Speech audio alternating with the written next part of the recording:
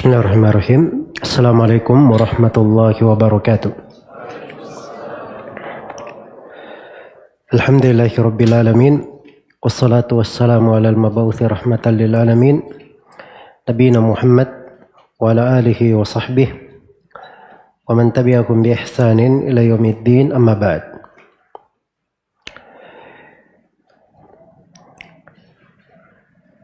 Kita masih melanjutkan pembahasan sirah Nabi Muhammad sallallahu alaihi wasallam dari Alfiyah Sirah Nabawiyah karya Al-Hafidh Al-Iraqi rahimahullahu taala. Pada pertemuan ini kita akan melanjutkan pembahasan tentang mukjizat Rasulullah sallallahu alaihi wasallam.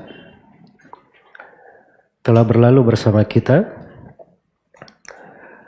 24 penyebutan mukjizat Rasulullah sallallahu alaihi wasallam hingga ke akhir bait yang ke-470.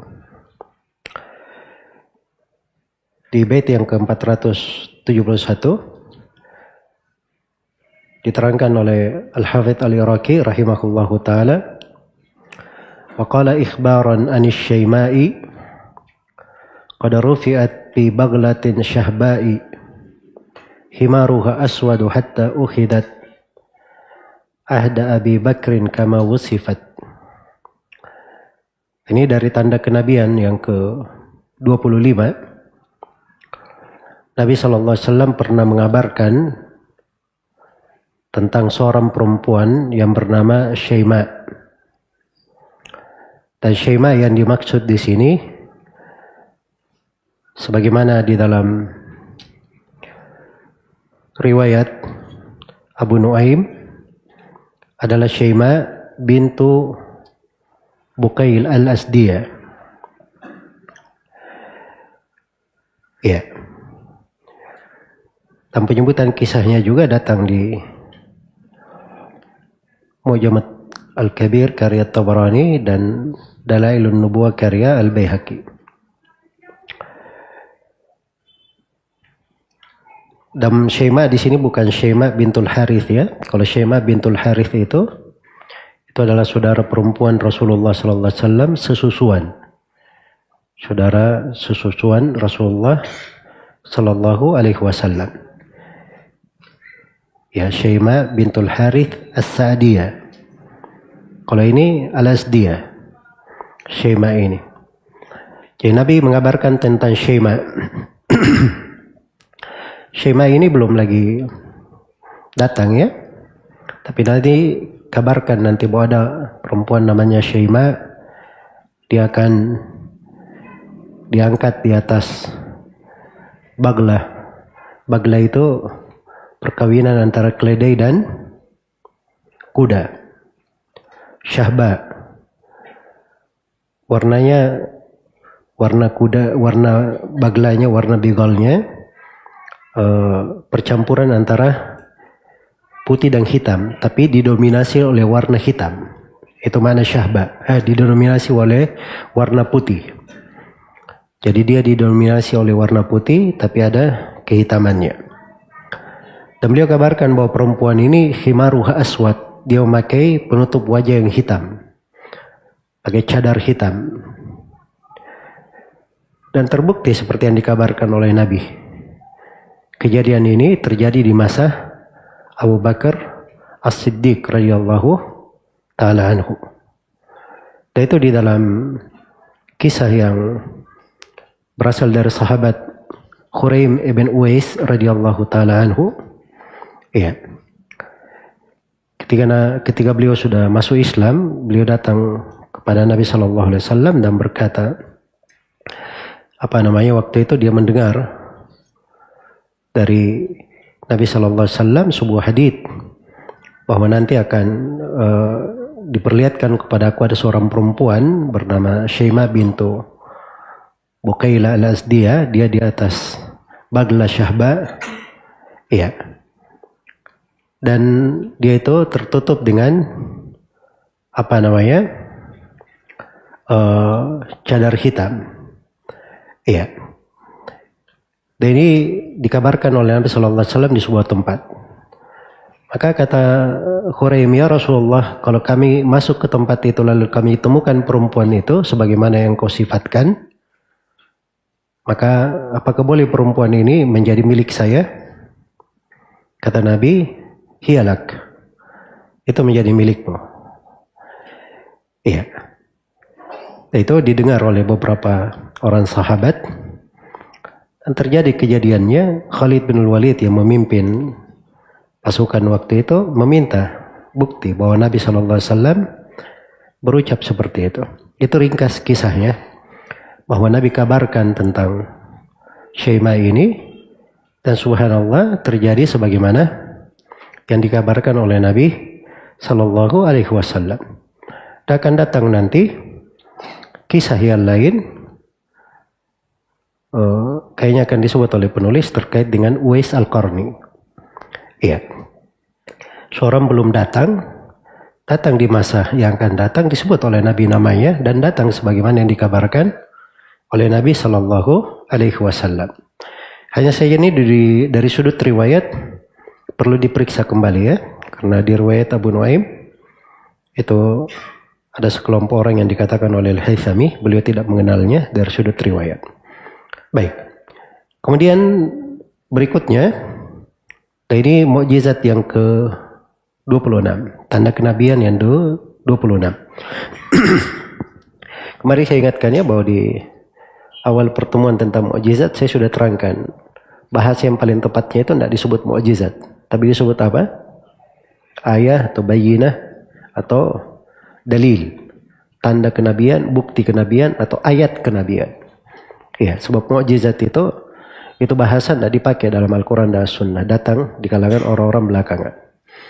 Baik, kata beliau, waqad da'a liwaladil khattabi bi'izzatid dini bihi au bi abi jahlin asabat umaran fa aslama azza bihi man kana adha muslima.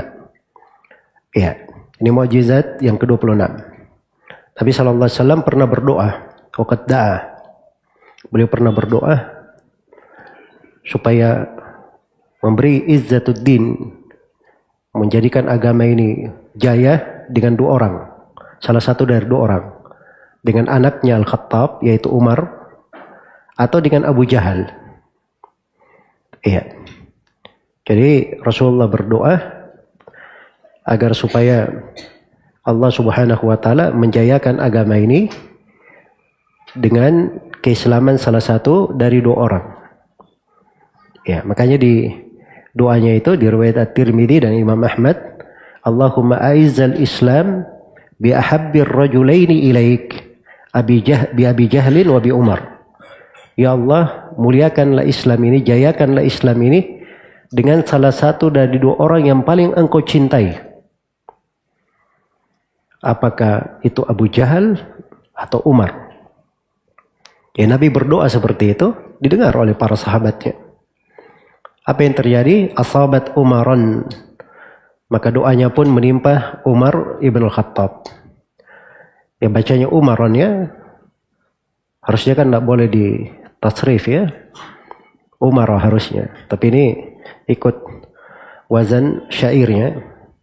Iya, dia harus mengikuti wazan syairnya agar supaya wazannya menjadi mustaf'ilun,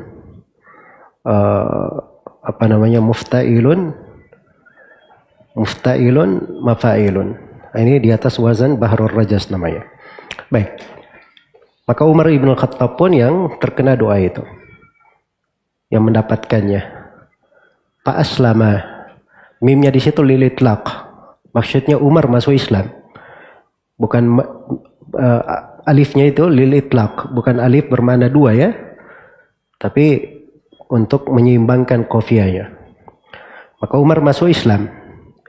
Azza bihi man kana adha muslima, maka dengannya lah setelah Umar masuk Islam, Allah menjayakan agama ini. Ya, Rasulullah SAW kabulkan doa Nabi ya.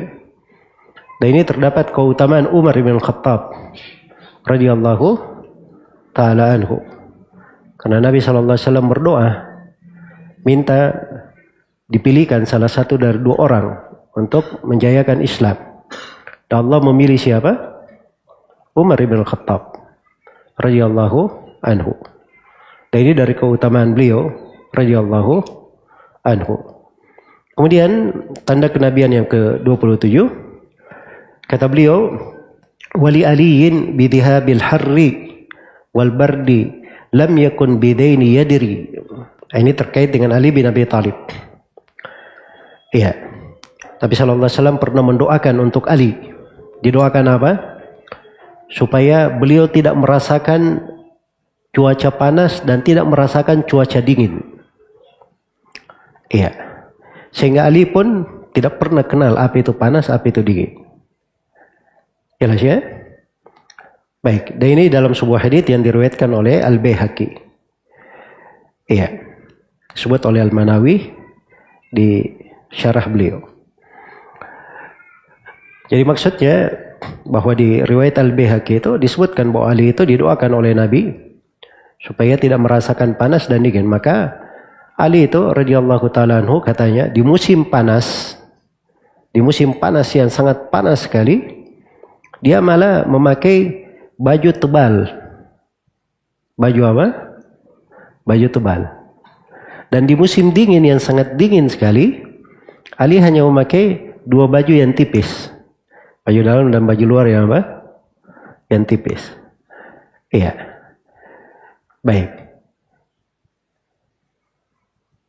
Kemudian tanda kenabian yang ke-28. Iya. Baik. Di sini saya perlu ingatkan ya terkait dengan keutamaan bentuk-bentuk dari karamah, kemuliaan yang Allah berikan kepada seseorang. Karamah yang diberi kepada seorang itu tidak menunjukkan dia lebih afdal daripada yang tidak memiliki karamah itu. Jelas ya? Sebab kalau dihitung dari penyebutan karamah Umar bin Khattab itu lebih banyak daripada Abu Bakar As-Siddiq.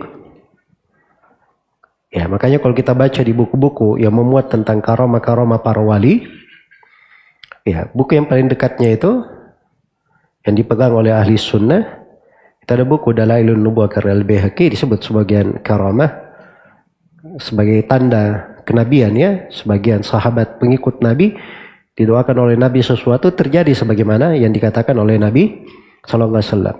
Dan ada buku khusus ditulis oleh Imam Al-Lalakai, judulnya Karamatu Al-Awliya. Iya. Dan sebagian ulama masa sekarang, ada seorang Syekh Yaman yang bernama Syekh Abdul Raqib ya, Al-Lilabi, hafizahullah, Al-Lilabi, beliau menyusun satu buku khusus riwayat-riwayat yang sahih tentang karamah-karamah mulai dari para sahabat, para tabi'in dan para ulama yang datang setelahnya. Jadi karamah itu ada. Tapi orang yang mendapat karamah itu bukan menunjukkan dia lebih baik daripada yang lainnya. Sebab karamah itu kadang datang sebagai bentuk bantuan untuk orang tersebut. Iya. Bentuk bantuan untuk orang tersebut. Baik. Karena itu ada dari karamah Umar bin Khattab, itu tidak terlihat pada Abu Bakar. Tapi umat ini sepakat Abu Bakar lebih utama daripada siapa? Daripada Umar ibn Khattab. Baik. Karena itu keliru ya kalau memandang seorang itu selalu memberi karamah. Lihat syekh ini apa? Ya, dari karamah syekh kita. Dia tidak lihat duduk karamah itu, tidak didudukkan. Orang itu tidak dilihat pada karamahnya. Dilihat dulu yang pertama, dia berpijak di atas Al-Quran dan Sunnah. Itu yang pertama. Makanya pernah datang kepada Imam Syafi'i orang yang menyampaikan ucapan Al-Laits bin Sa'ad.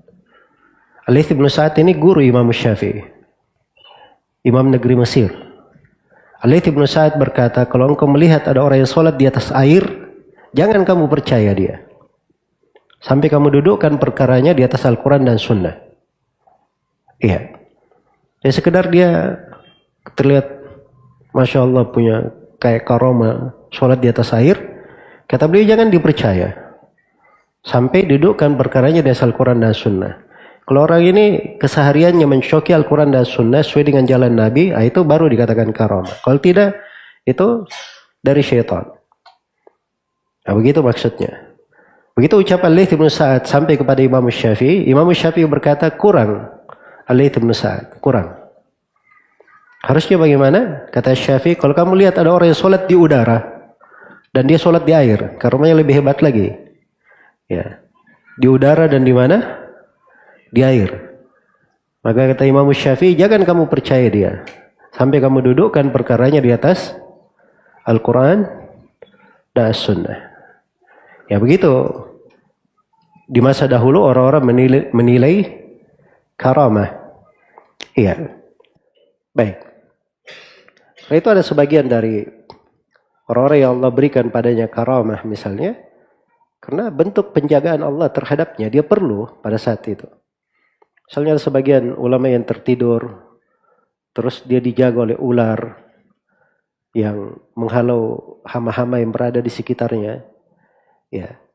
Jadi jangan dikatakan syekh ini punya karomah dijaga oleh ular pada saat dia tidur. Berarti dia lebih hebat daripada para sahabat misalnya. Tidak, karena ini di posisi dia perlu apa?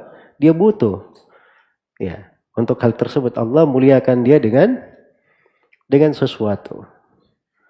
Baik. Jadi itu hal-hal yang dari fikih yang perlu dipahami. Kemudian karomah itu tidak bisa di setel ya. Tidak bisa diukur. Selalu dia ukur setelannya, dia posisikan seperti kehendak dirinya. Itu bukan karomah. Makanya tidak ada jenis karomah itu. Dia bisa menyembuhkan orang sakit terus.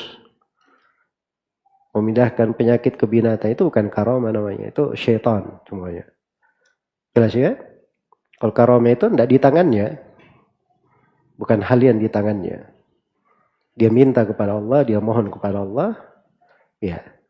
Itu bentuk dari karomah. Baik. Kemudian dikatakan di sini Wali bin Abbasin ini tanda kenabian yang keberapa? Ke-28. Kata beliau Wali bin Abbasin bi fiqhid dini ma ilmin bi ta'wilin tabahran ittasa. Ya. Dan untuk Ibnu Abbas Nabi mendoakan supaya beliau difaqihkan dalam agama dan diajari ilmu ta'wil. Ilmu ta'wil. Apa artinya ilmu ta'wil? Ilmu tafsir. Ta'wil itu dalam istilah syariat cuma punya dua makna saja dalam penggunaan Al-Quran. Tidak ada makna yang ketiga. Yang pertama ta'wil bermakna tafsir. Dan yang kedua ta'wil bermakna al-haqiqah allati ta'ulu ilaihi syai'. Hakikat yang sesuatu itu kembali kepadanya. Kenyataan yang terjadi itu ta'wil. Jadi itu dua makna ta'wil. Ta'wil di sini maksudnya tafsir. Ya. Jadi beliau didoakan oleh Rasulullah dan itu haditsnya mutawatir ya. Allahumma faqihhu fid din wa 'allimhu at-ta'wil. Ya Allah, ajarilah Ibnu Abbas, faqihkanlah dia dalam agama dan ajarilah dia ta'wil. Ajarilah dia ta'wil. Dan ini menunjukkan bahwa ilmu itu tidak datang sendiri. Ada sebab-sebabnya kalau orang mendapat ilmu. Di antara sebabnya dia belajar. Di antara sebabnya dia memohon kepada Allah, berdoa kepada Allah Subhanahu wa taala. Karena itu Nabi berdoa, Rabbi zidni ilman. Demikian pula dia didoakan oleh orang yang baik, orang yang saleh. Guru mendoakannya dengan kebaikan. Jelas ya? Seperti Nabi mendoakan Ibnu Abbas di sini. Iya. Dan kadang seorang itu datang kepada guru, dia tidak usah datang mengharap didoakan. Kita ada pembahasannya di pembahasan tauhid. Walaupun boleh kita minta didoakan, tapi dari kesempurnaan tauhid itu dia berdoa sendiri. Tapi dia beradab dengan etika ilmu. Supaya guru itu lembut hatinya dan mendoakannya. Begitu maksudnya. Iya. Makanya Ibnu Mas'ud radhiyallahu taala anhu itu sudah berlalu ya kisahnya ketika dilalui oleh Nabi dan Abu Bakar. Ya, Ibnu Mas'ud sedang mengembala kambing. Ya, kemudian dilayani dan Nabi mengatakan, innaka gulayyimun mu'allam, kamu adalah seorang anak muda yang terpelajar. Ya, dan Nabi doakan kebaikan untuk Ibnu Mas'ud. Menjadilah beliau seorang sahabat yang banyak ilmunya. Ya, demikian pula Ibnu Abbas didoakan karena terlihat dari keseriusannya, semangatnya.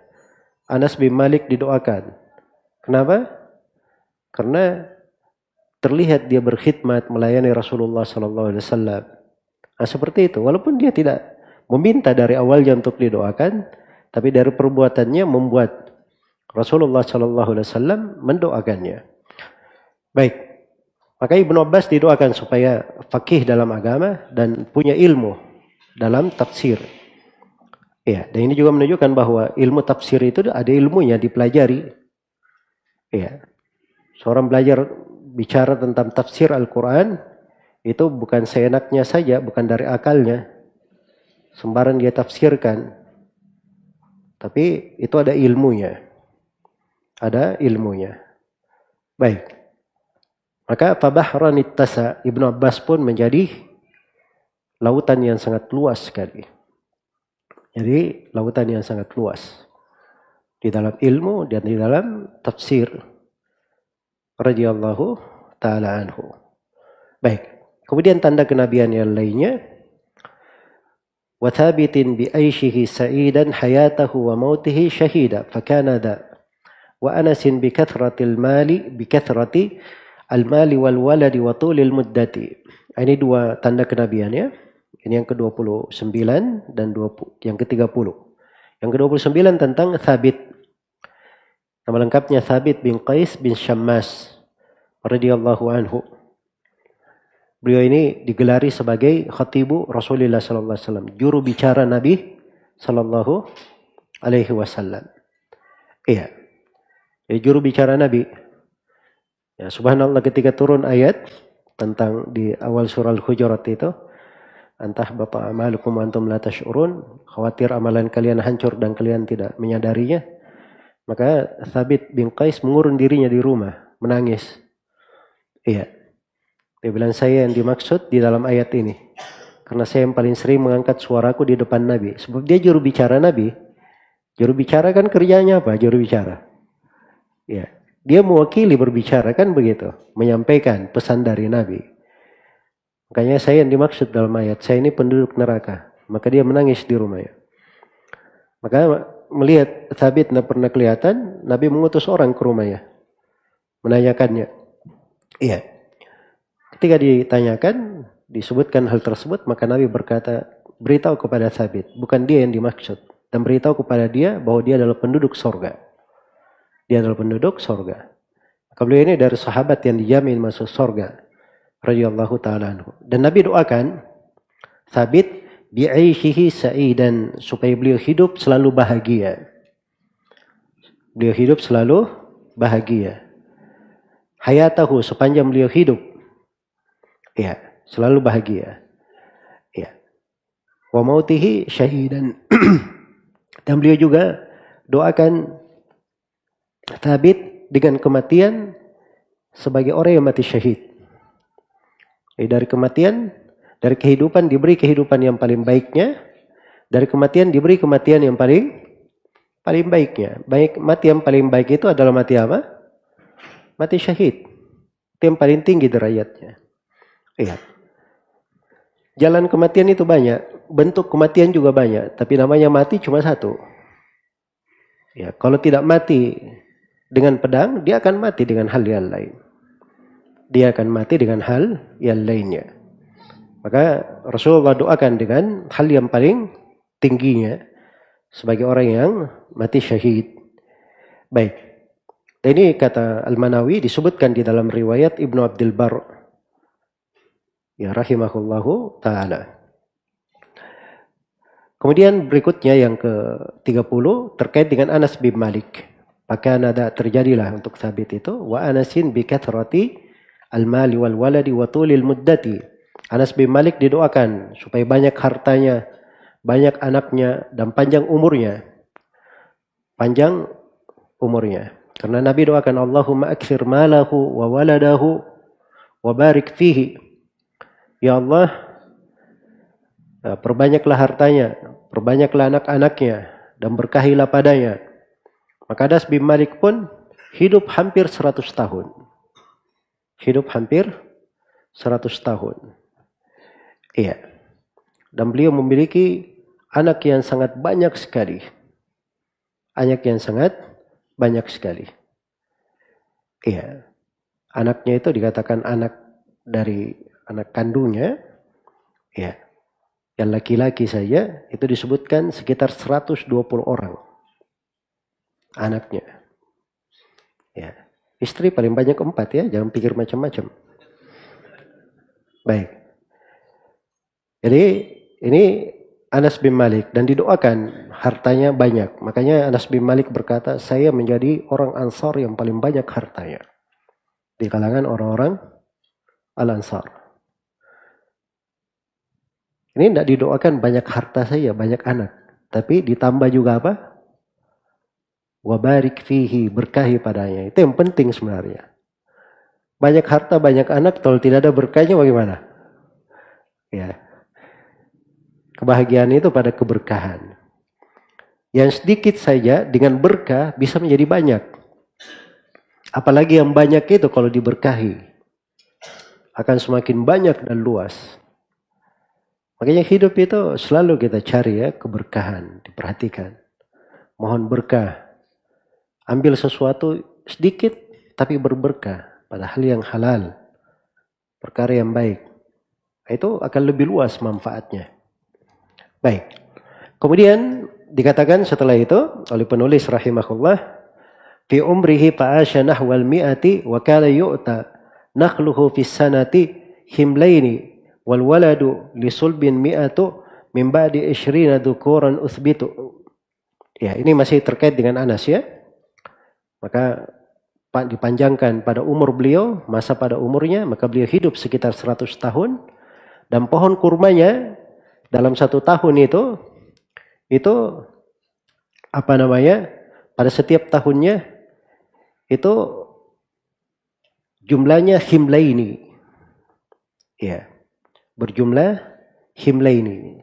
Himlaini itu pembahasan ya untuk jumlah yang sangat banyak ditampung dalam 1 tahun buah dari pohon-pohon kurma ya.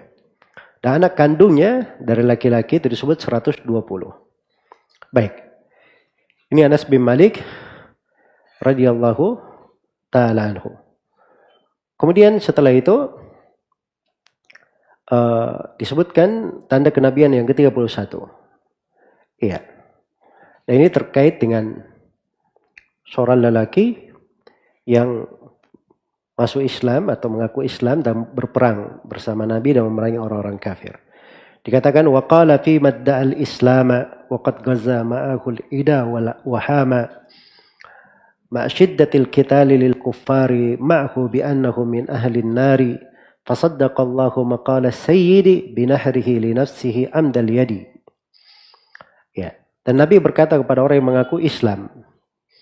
Terlihat muslim ya. Muslim ya. Nah dia ikut berjihad. Waqad gaza ma'ahu. Dia ikut berjihad bersama Nabi. Al-ida melawan musuh-musuh. Wahama. Dan dia juga menolong serta melindungi kaum muslimin dalam peperangan. Alifnya di situ lil itlaq ya. Dia ini berkecamuk di dalam peperangan. Ya. Baik. Atau bisa pada apa namanya? Lil itlaq karena dari kata ham ya, dari kata ham. Masyiddatil qitali lil kuffari. Dan dia berperang sangat apa namanya? Sangat dahsyat sekali menghadapi orang-orang kafir dalam peperangan. Ma'hu bersama Nabi berperangnya. Bersamaan dengan itu Nabi berkata, orang ini dari penduduk neraka. Iya. Maka Allah membenarkan ucapan nabinya. Maqala sayyidi, as-sayyid di situ maksudnya Nabi Muhammad sallallahu alaihi wasallam. Ya, ini syair ya, walaupun bahasa as-sayyid kalau diitlaq itu hanya dibolehkan untuk digunakan untuk Allah Subhanahu wa taala. Kalau untuk Nabi kita Nabi Muhammad itu disandarkan, misalnya Sayyiduna Muhammad, ya itu lebih afdalnya dari sudut penggunaan. Baik, tapi yang dimaksud di sini adalah Nabi Muhammad. Jadi ucapan Nabi ini dibenarkan oleh Allah. Ya, apa yang terjadi? Orang itu ternyata akhir umurnya dia meninggal dalam keadaan bunuh diri. Dan ini riwayatnya dalam hadits riwayat Bukhari dan Muslim dari hadits Sahal bin Sa'ad As-Sa'idi. Jadi ada orang yang luar biasa berperang, membuat kaum muslimin itu takjub, kagum dengannya. Ya, orang memujinya. Maka Nabi berkata, orang ini min ahlin nar, dari penduduk neraka. Maka seorang sahabat heran dengan ucapan Nabi itu. Maka dia ikuti gerak-gerik orang tersebut dalam peperangan, pindah perang. Sampai akhirnya dia ketemukan orang ini terluka. Terluka, lalu dirawat, dan dia tidak bisa menahan beratnya sakit di lukanya. Maka dia ambil pedang, lalu dia tancapkan dari dadanya menembus ke punggungnya. Dia bunuh diri. Iya. Maka datanglah orang ini kepada Nabi SAW mengabarkan kebenaran nabinya dalam ucapannya. Maka Nabi SAW bersabda, Innamal a'malu bil khawatim. Amalan itu tergantung penutupnya. Itu penting. Mungkin awalnya hebat, luar biasa berjihad, tapi penutupnya, nasallallahu alafiyah, dia mati dalam keadaan bunuh diri. Ini penutup yang menyebabkan dia dihitung oleh Nabi sebagai penduduk neraka. Karena itulah orang yang ingin memiliki husnul khatimah, dia harus ada amalan yang tidak pernah dia tinggalkan. Setiap hari itu dia kerjakan, khususnya kewajiban-kewajiban.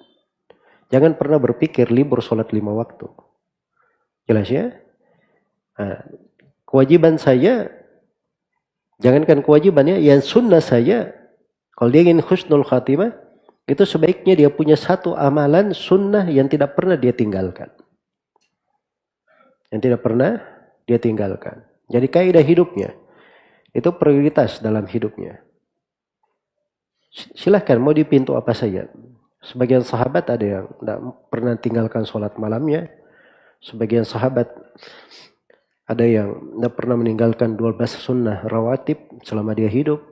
Sebagian sahabat tidak pernah meninggalkan 3 rakaat witir sebelum tidur. Sebagian sahabat ada yang tidak pernah meninggalkan puasa sunnah, ya, 3 hari dalam sebulan.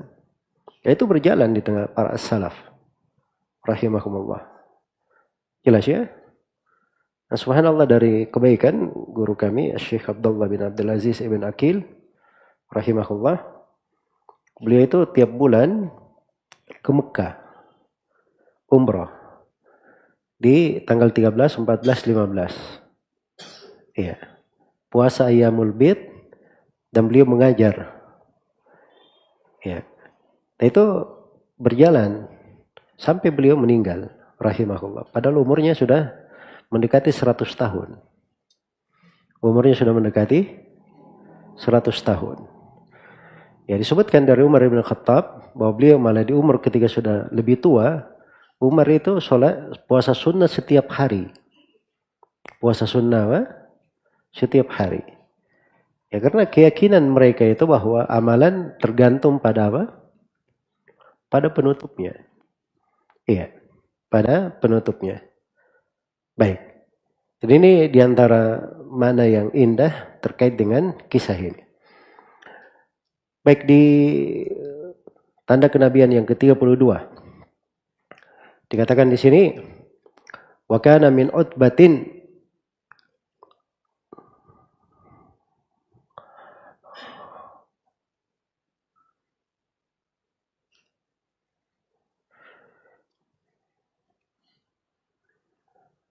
ya, baik.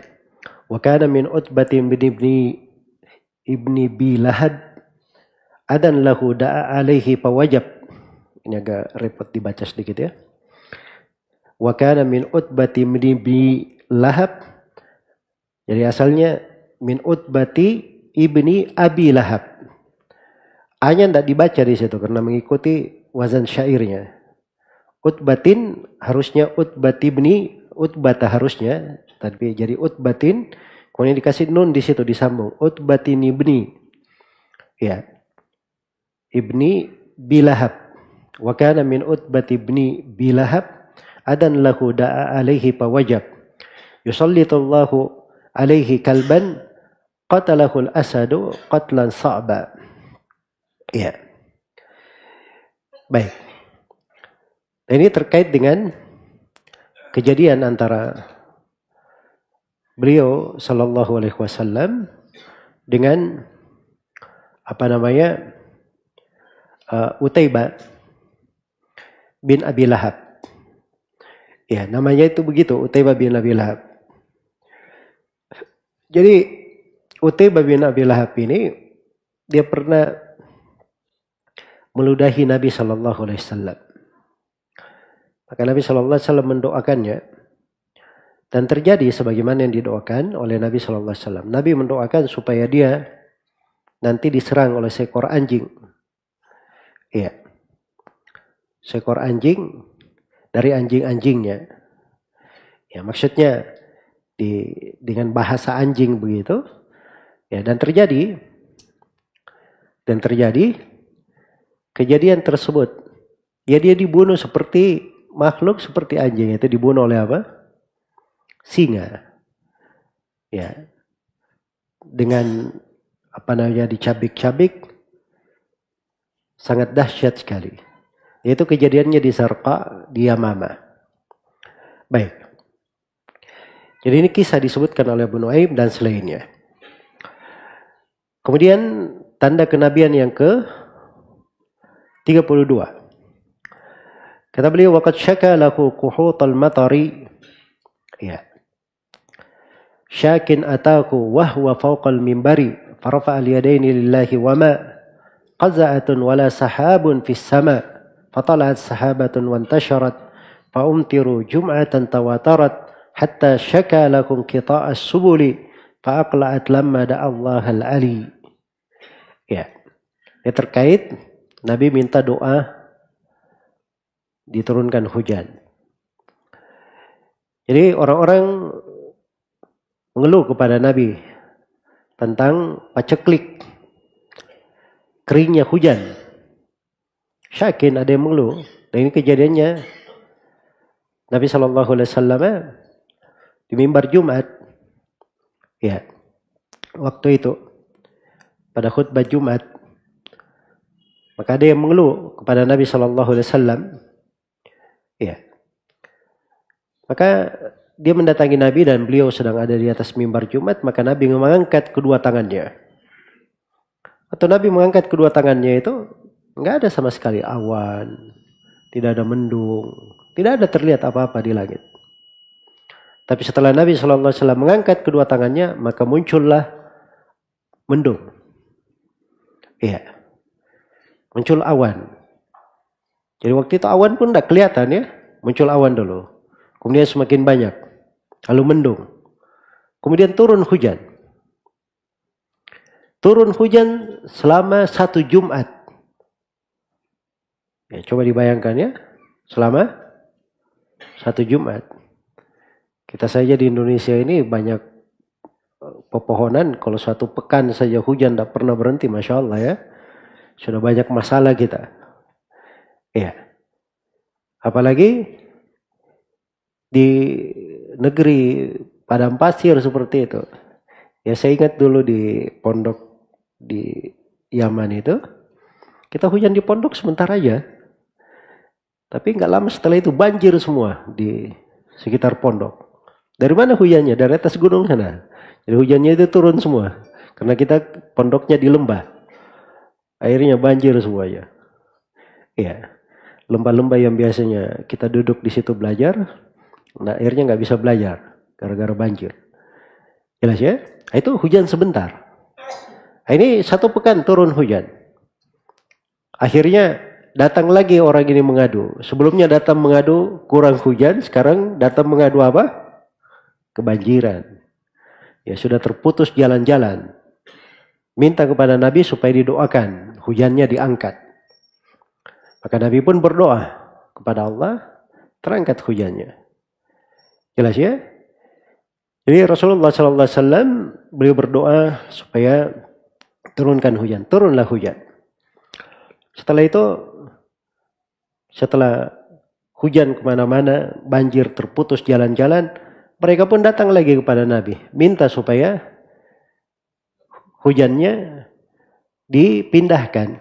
Maka Nabi SAW berdoa, Allahumma hawalaina wala alaina. Ya Allah, hujanilah di sekitar kami, bukan pada kami. Iya. Bukan pada kami. Di sebagian riwayat, Allahumma alal akami, wabdirabi, wabutunil audiyah, wa manabitis syajar. Ya Allah, hujanilah ke akam.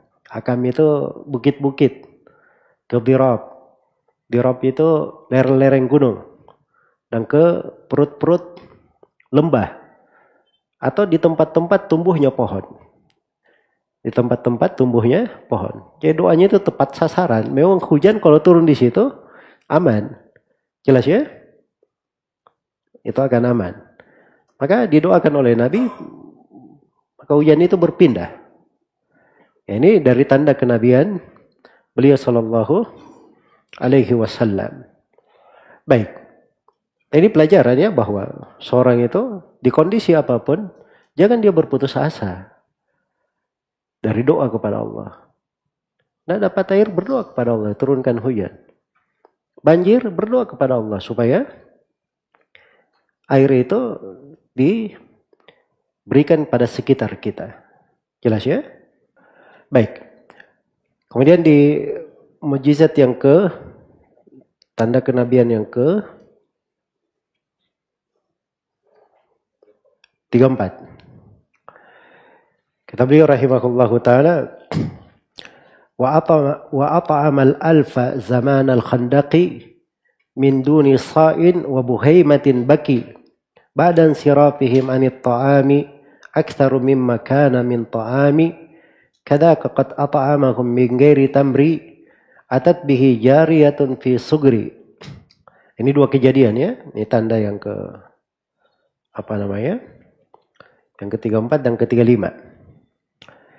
Beliau pernah memberi makan 1.000 orang. Ya.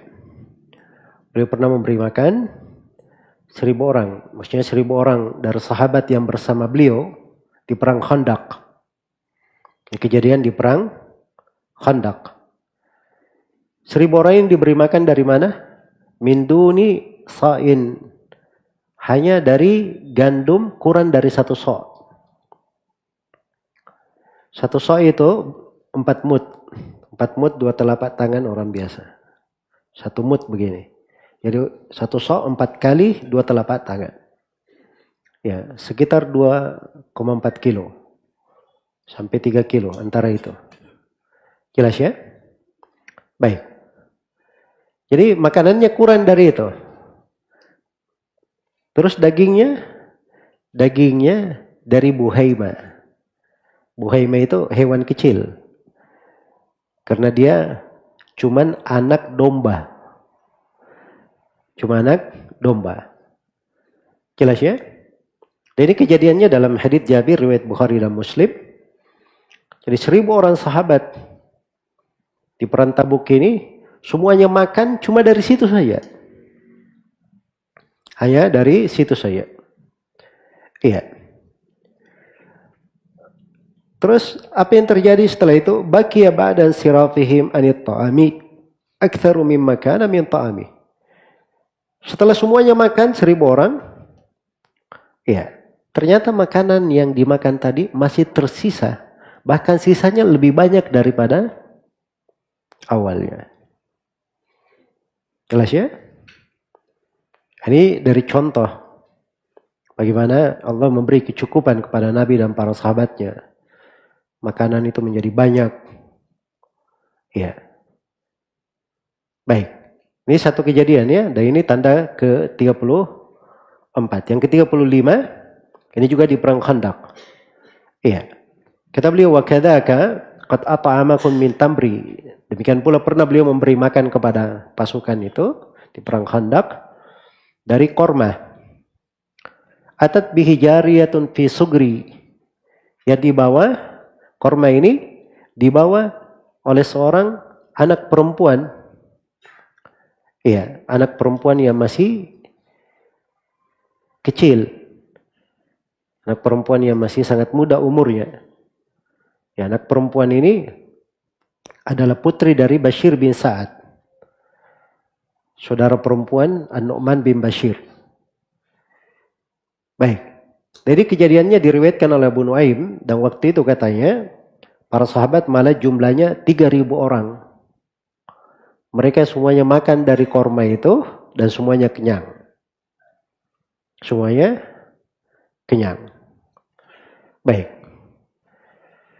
Berikutnya, wa amara al-Faruq ayyuzawwida mi'ina arba'an atau fazawwada wa tamru kana kal fasilir rabidi kanahu ma massahu min qabidi. Ini tanda kenabian yang ke-36. Rasulullah pernah memerintah Al-Faruq. Siapa Al-Faruq? Umar bin Khattab.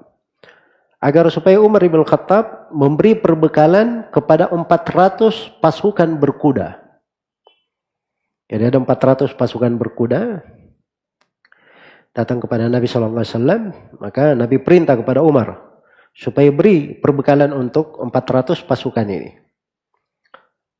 Iya. Dan waktu itu datang kepada Nabi SAW kurmanya itu hanya seperti fasil. Fasil itu anak unta ya. Iya. Rabit yang sedang duduk.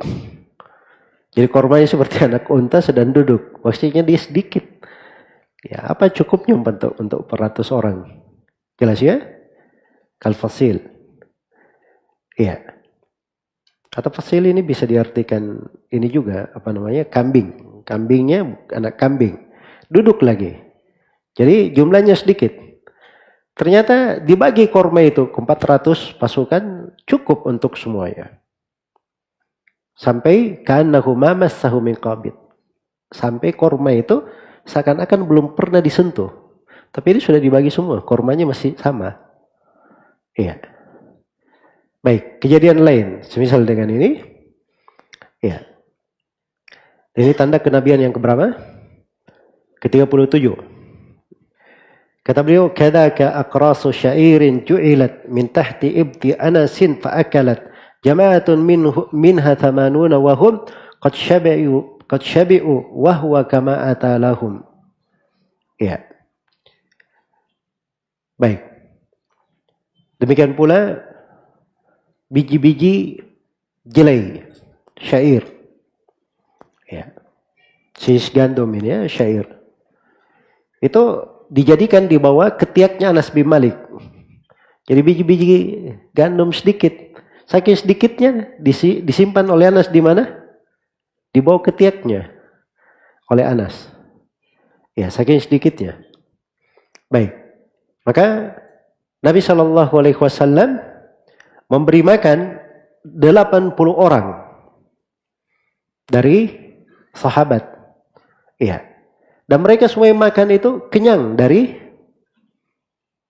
syair yang sedikit itu yang dibawa oleh Anas bin Malik radhiyallahu taala anhu. Dan ini kisahnya dalam hadits riwayat Bukhari dan Muslim. Baik. Kemudian yang ke-38. Kata beliau, wa at'amal jaysha fa kullun syabi'a min mizwadin wa ma baki fihi da'a li sahibil mizwadi fihi fa akal minhu hayatahu ila hina qutil. Utsmanu da'a warau an hamala 50 wisqan minhu lillahi ala. Ya. Ini berikutnya ya. Ini tanda ke 38.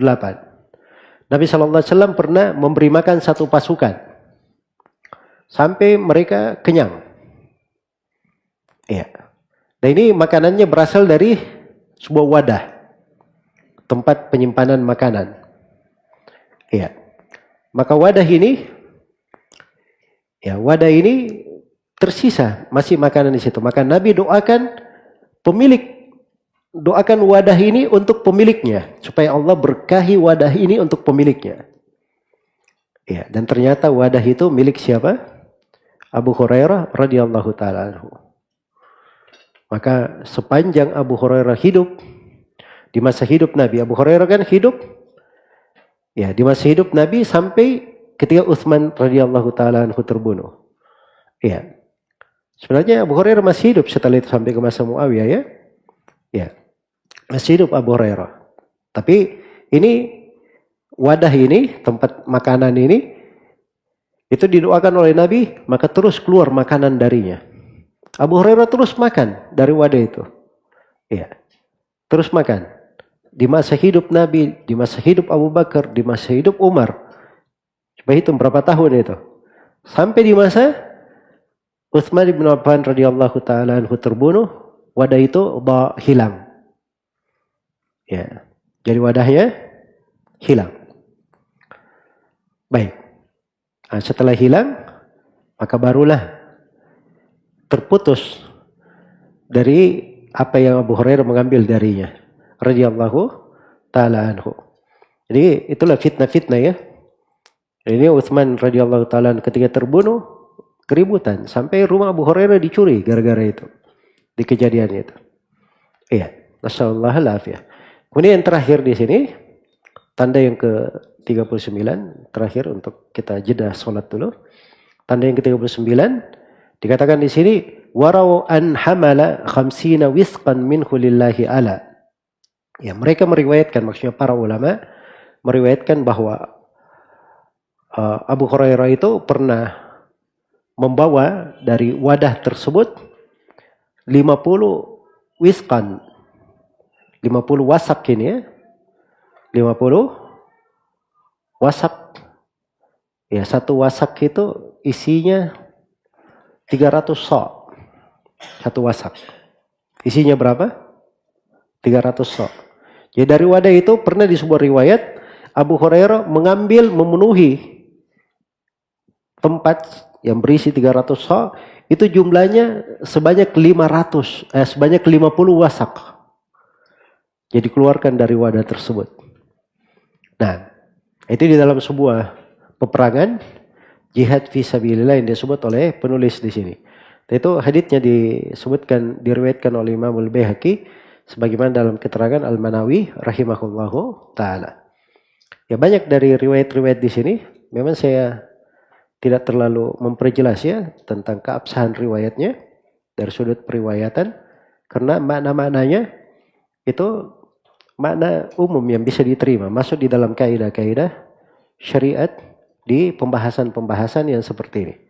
Dan sejumlah hadits telah tegas dan syah dari Nabi sallallahu alaihi wasallam terkait dengan hal ini. Maka kalau ada kelemahan pada riwayat-riwayat lain itu masuk di dalam riwayat yang sahih. Mukjizat atau tanda kenabian yang ke-40. Kata beliau wa fi bina'ihi bi Zainab